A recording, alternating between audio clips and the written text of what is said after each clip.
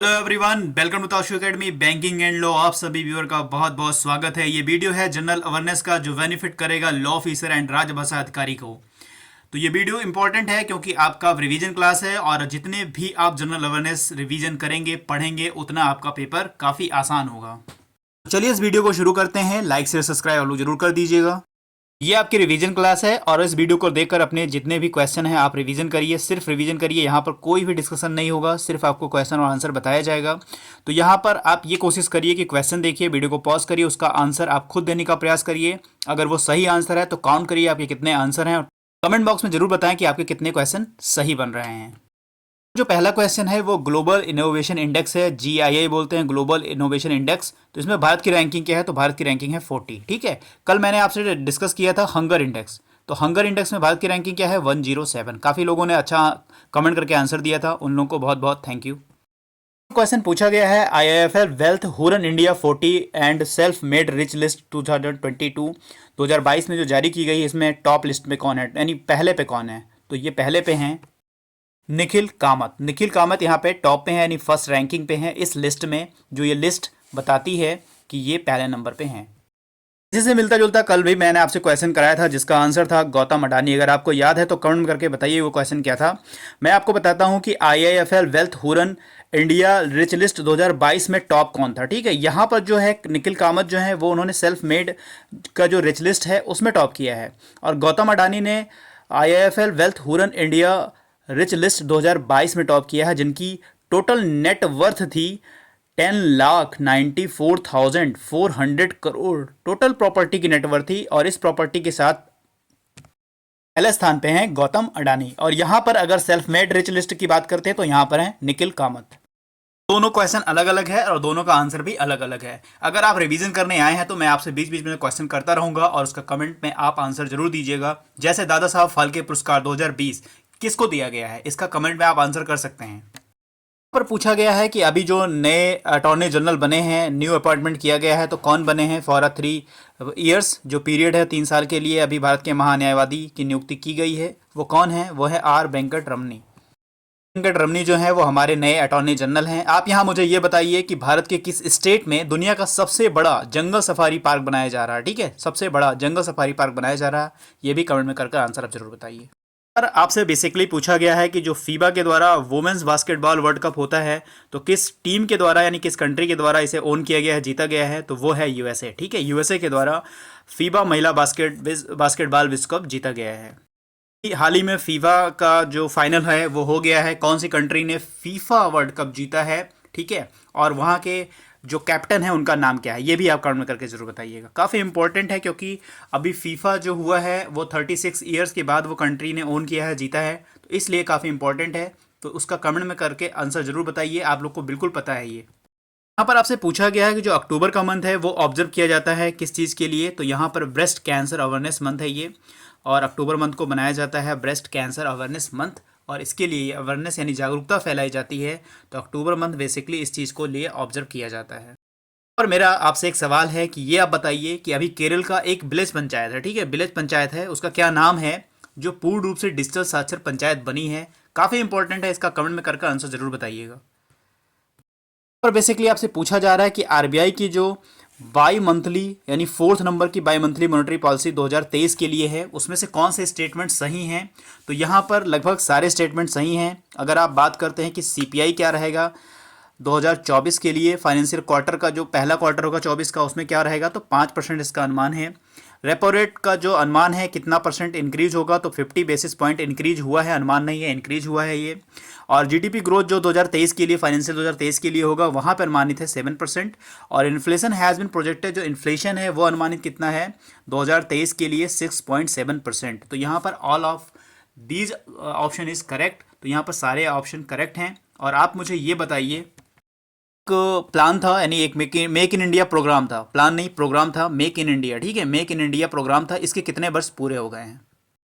पर आपसे पूछा जा रहा है कि जो भारत स्किल एक ऑनलाइन लर्निंग प्लेटफॉर्म है वो किस ऑर्गेनाइजेशन के द्वारा लॉन्च किया गया है? तो वो लॉन्च किया गया है डायरेक्टर जनरल ऑफ ट्रेनिंग के द्वारा।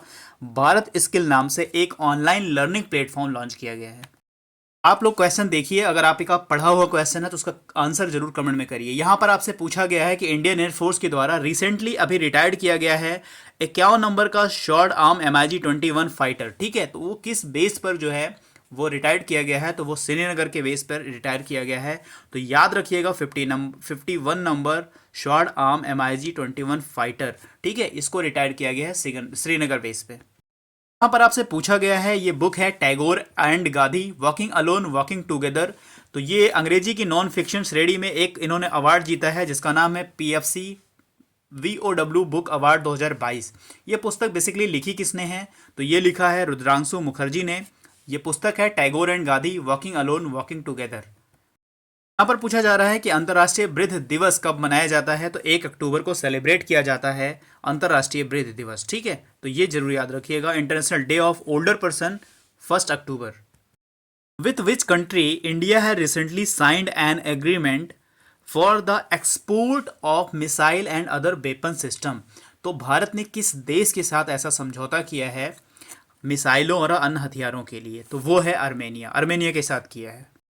ये बताइए कि इंडिया ने made in India motor bike किस देश को बायलैटरल ट्रेड के लिए सौंपी है, उसका आंसर क्या होगा, कमेंट में करके ज़रूर बताइएगा। अगर क्वेश्चन समझ में नहीं आया है तो इसका आंसर ज़रूर पूछिएगा, काफ़ी इंपॉर्टेंट है, रिलेटेड है इसी क्वेश्चन से।